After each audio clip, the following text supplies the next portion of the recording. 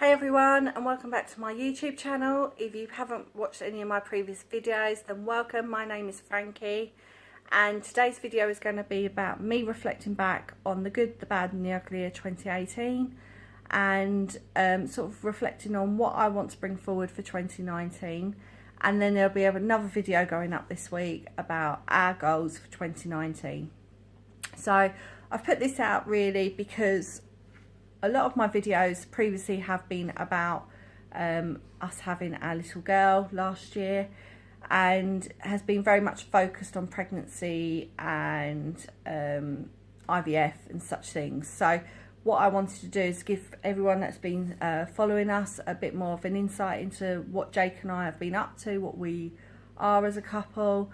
And as I said, we have been trying to promote the channel a little bit more, and I have been posting a lot more videos recently, and I want to sort of introduce Eliza to the channel. So I thought, well, it'd be good to do a goals for 2019 as well, so you guys know what our intentions are for the year. So as I said, that we're going to do a bit of reflection on this video, and 2018 was a massive year for us because we did finally have our little girl.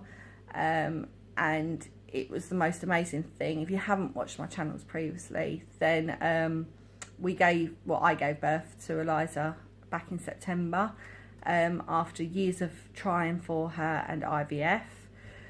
But there's also lots of stuff that Jake and I went through last year.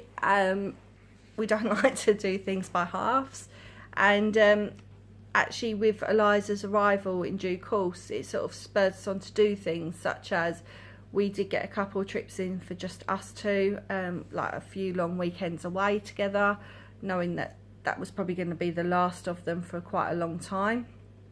And also we did do a bit of sort of putting our stamp on our property, and I'll go into those in a little bit more detail in a minute. So firstly, as I said, the trips. We did do a couple of long weekends away, and we did do another break with our best friends and their two children, and that is something I definitely want to carry forward and incorporate into this year. I know some people might be watching this and thinking, well, most people go on holiday, but I haven't been able to really go away much because being on the IVF treatment, they always needed me nearby for the hospitals, for appointments. Jake and I got married 3 or 4 years ago, so we were paying off the last little bit of our wedding, and it's just not been possible. Life has just got in the way. So I was conscious to make those trips for us, and I also sent Jake out to see his family who emigrated to Greece. He went out there to see them in January last year's in 2018, actually when Eliza's embryo transfer was. So we didn't quite time that well, but it didn't matter so much. But that meant Jake could go and spend a little bit of time with his family as well. So yeah, those are sort of things that we want to continue this year. What we get to do is maybe not so much at the beginning of the year, maybe later on in the year, because I am on maternity leave at the moment, and I can't justify just spending that sort of money going on holiday, knowing that money can go towards funding me to have a few more months off with Eliza. But perhaps when I go back to work, a family holiday could be our sort of little target that we go for and aim for with me going back to work. So fingers crossed. As I said, we also did up parts of our home. So we did purchase our house 4 years ago.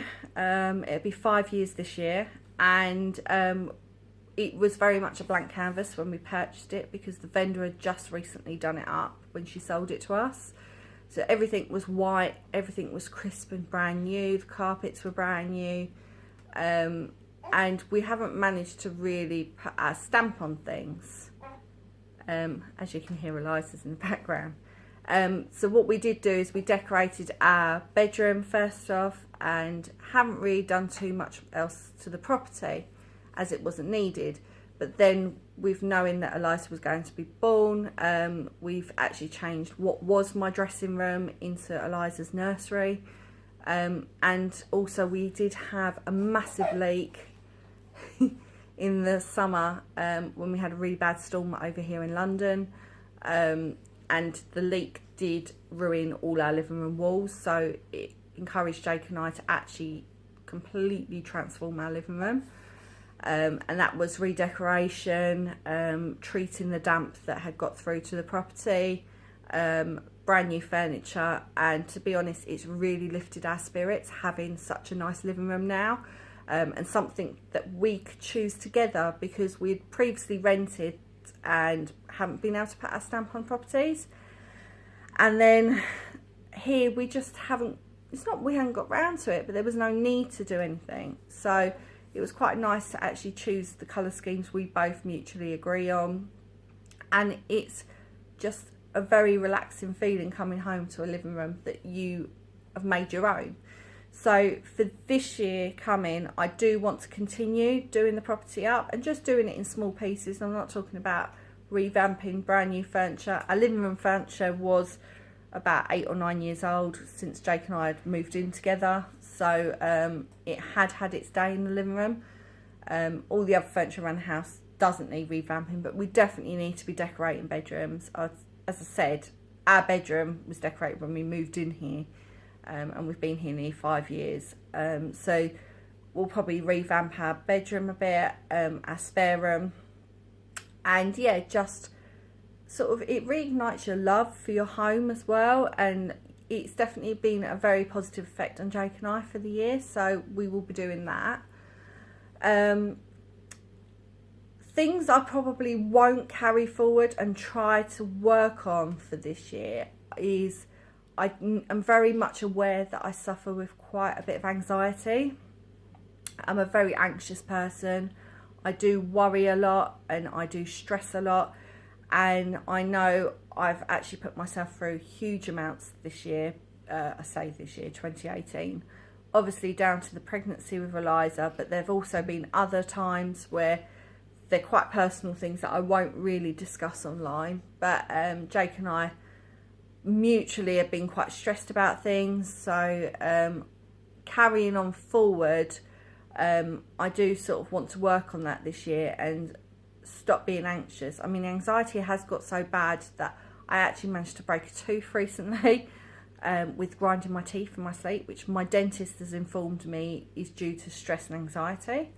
So if breaking a tooth is not a warning that I need to get this into control, then I don't know what is. So yeah, I am going to work on that this year. I'm going to try and be a little bit more chilled out, because I don't want Eliza brought up thinking that she needs to stress or worry or be an anxious person, and I actually want quite a carefree atmosphere as such at home, so in these first few years she grows up being very happy and not stressed herself.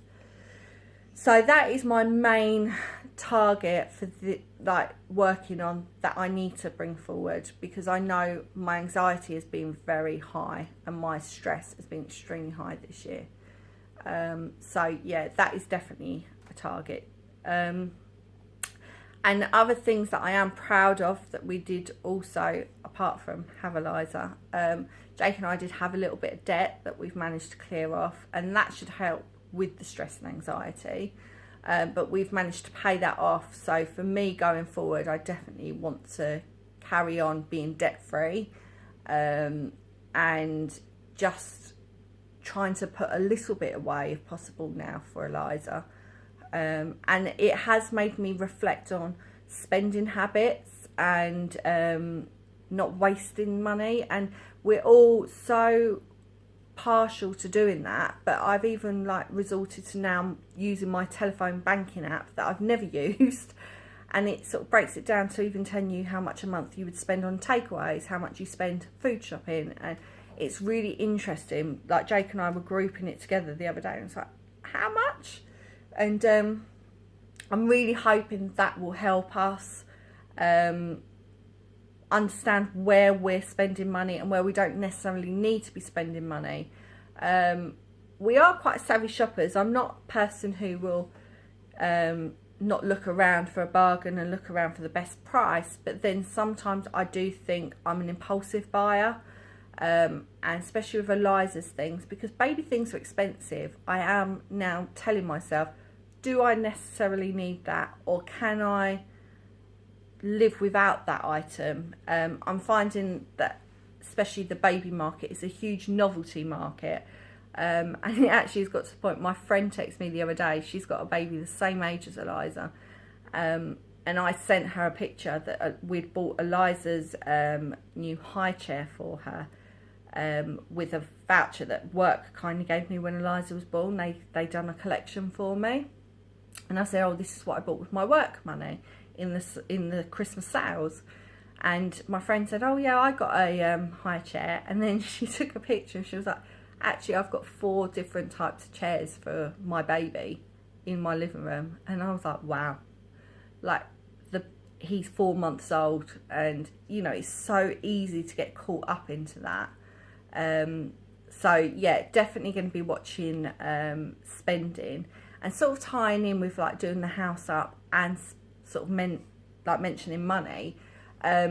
Is definitely decluttering.